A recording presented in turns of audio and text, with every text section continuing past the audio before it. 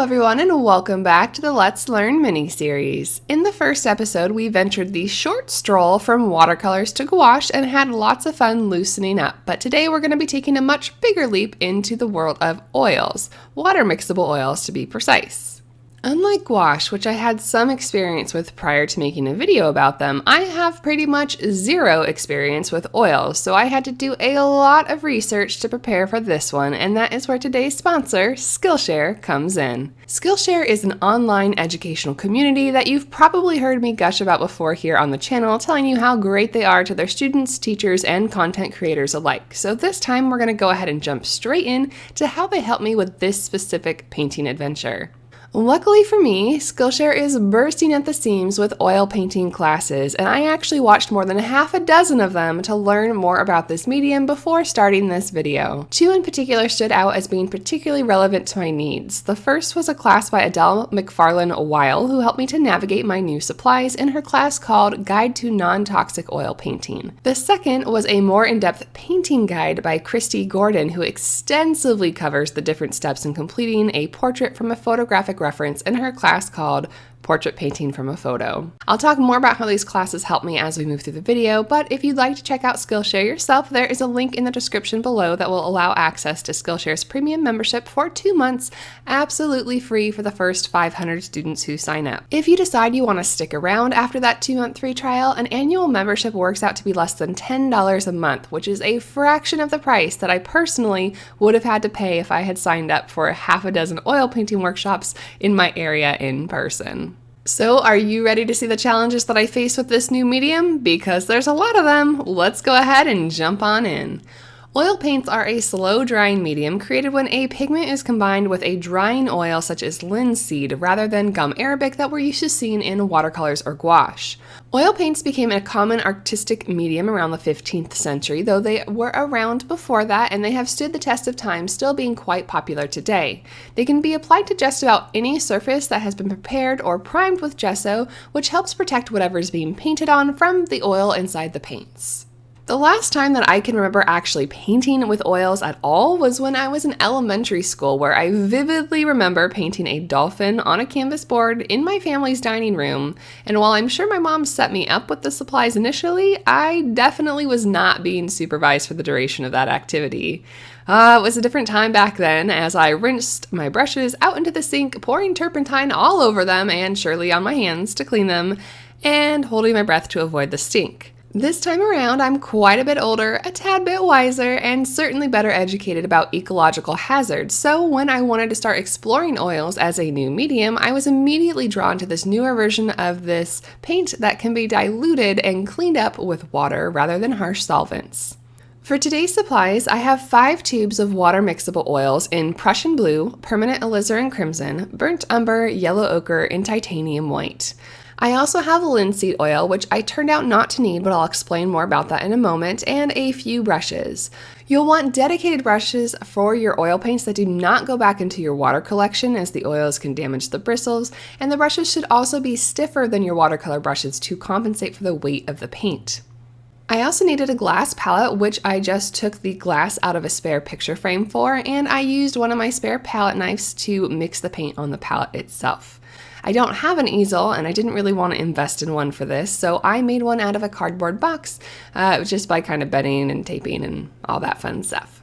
Adele's class on Skillshare helped me to learn, compare, and contrast the differences between different types of oil paint, while also giving me a simple exercise to try out that involved me starting with the full strength of tube paint and diluting them until I had a thin wash, very similar to how I would perform a gradient exercise in watercolor. In the main portion of this exercise, I used water to thin my paints, but I was also curious to know how adding linseed oil instead of water would affect the textures in dry time. So I repeated this gradient test using linseed oil instead of water just below the first line. The reason I tried this was because when I bought the oil paints at an art store, the representative actually said that the linseed oil would be better for diluting the water mixable oils than water would be. So even though that sounded a little bit odd, I tried it out, though I did actually prefer the textures better with the water, so that is what I decided to use moving forward. In the first Let's Learn Gouache, I did 3 peaches using different methods and thought it would be fun to carry that idea throughout the series and compare them all at the end of it. Given that so many people regard gouache as a stepping stone from watercolors to oils, and not to mention my own excitement to tackle this new medium, I was feeling really confident about the transition. I did think that a practice peach before the main event would be a good idea just to make sure I knew what I was doing, and boy am I glad I did. I'm not sure how to describe what working on this was like mentally. I went from being super excited, optimistic, and hopeful to being just a ball of frustration, shock, and even disappointment in myself in about 3 minutes flat. My expectations, I think, must have just been misplaced because for me personally, this was nothing like painting with gouache, as many people had said. Like, not even a little bit. But I think I can identify the reasons why that felt that way to me, and here they are. The first can be pretty easily remedied, as I'm obviously painting on a canvas instead of a piece of paper, so the texture was different and more difficult to work with than it could have been had I gessoed a piece of smooth masonite board or something like that and painted on that surface instead. Secondly, most of you already know that I am a spoonie or that I have chronic pain. I have really bad shoulders and upper ribs, and I absolutely hated painting on an upright surface. This is not something that a proper easel would have changed. It was just the angle in general, and my shoulder was killing me within minutes, and my arm was definitely not prepared for the different muscles that I had to use to function in this new position. That's not something that I'm personally ever going to be able to work around, and just something to note if anyone else out there watching also has this type of pain. Finally, going back to that gouache comparison, even though you can layer in light colors on top of dark ones, gouache dries very quickly. Even though it can reactivate when you get it wet, oils are just wet all of the time. To someone untrained in oils like myself, that caused a lot of frustration when I was blending, specifically because I had to constantly wipe off my brush to avoid pulling color from one stroke into the next while I was blending. Eventually, I took the canvas off of my makeshift easel, I laid it flat, and I turned the camera off because I desperately felt like I needed some breathing room in a way I have never felt before while creating content on this channel. It was oddly overwhelming for some reason, but I did feel like I had more control over the situation when I made those changes, and eventually I ended up with something that kind of resembled a peach. After recovering from my oil peach meltdown of 2018, I composed myself to work on an actual painting. I thought long and hard about the subject that I would choose for this exercise and ultimately decided that it would be a good idea to paint something that I've already painted in watercolor before so that I could get a really good handle on the differences between the two mediums. I also wanted to pick something that was predominantly white or cream colored since watercolors and oils approach this color in vastly different ways. As many of the classes that I watched recommended, including Kristy Gordon's 2-part class on painting from photos, I tinted the canvas with a light acrylic wash before I started using it and allowed it to dry. In her first class on creating an underpainting, she started with a gray background and added in her shadow tones with burnt umber to map out all of the values on her human portrait moving from dark to light. However, given that this subject was on a dark background, I decided to do my sketch with a cream color mixed from titanium white and yellow ochre.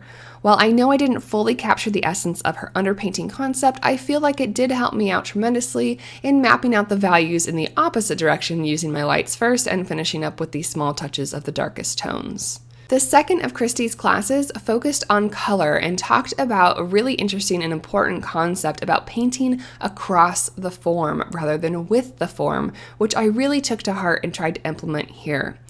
Painting with the form is something that you see in a lot of beginners' work, and looking back on my own work, I can definitely see exactly what she was talking about.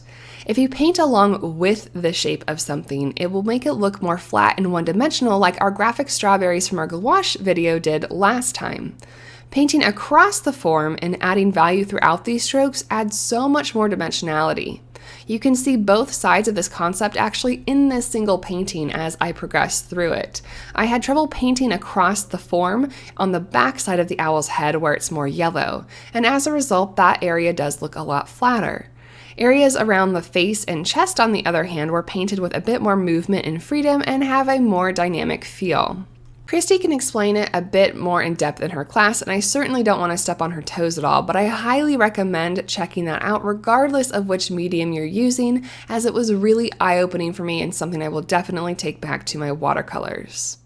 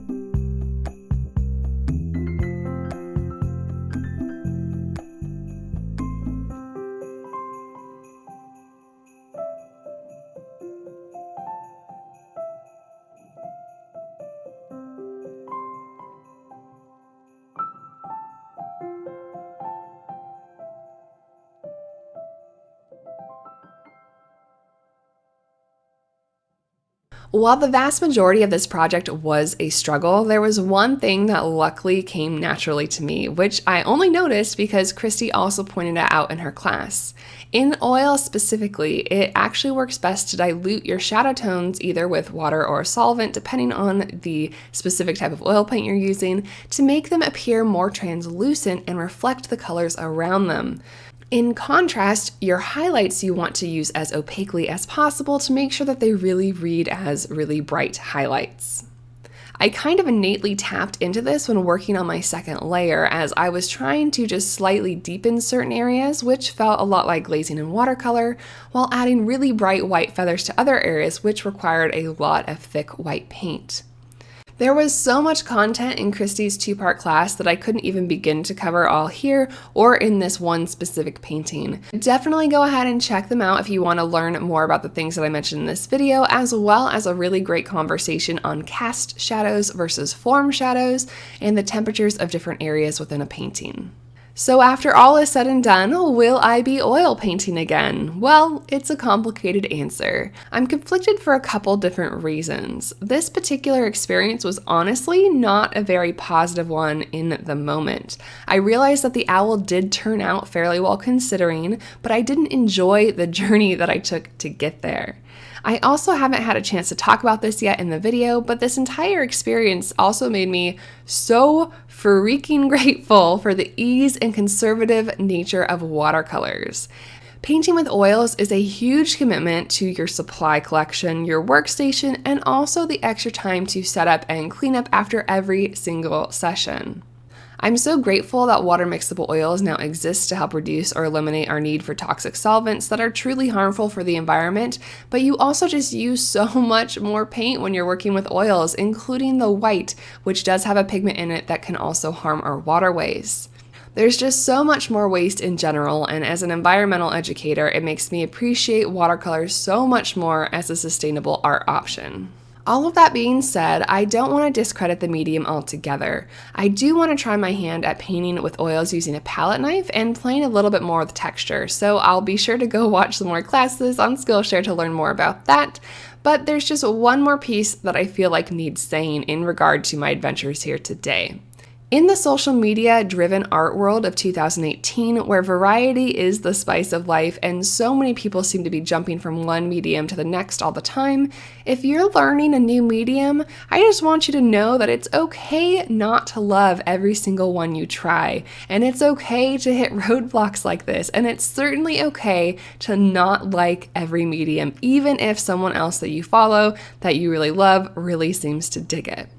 I'm actually very glad that I spent so much time trying to understand this medium. I'm grateful that Skillshare exists so I can learn and apply new skills in an accessible and affordable way, and I'm proud of myself for giving it my all, even if I don't want to dedicate the next 3 years of my life fully immersed in this new thing to actually get good at it. I hope that you guys all enjoyed this video about water mixable oils and my journey with them. I would love to hear about your experience with oils and if you have a favorite class on Skillshare that talks about them that I can check out as well. Let me know in the comments below, and don't forget that there's a link in the description for a 2-month free trial if you want to check it out yourself. We've got 2 more episodes coming your way in this mini-series, so be sure to subscribe if you'd like to see more in just a little bit, and thank you all for watching! Thank you to my sponsor Skillshare for allowing me to dedicate the time in making this series, and to my patrons for helping to support this channel every single day. Until next time, happy painting!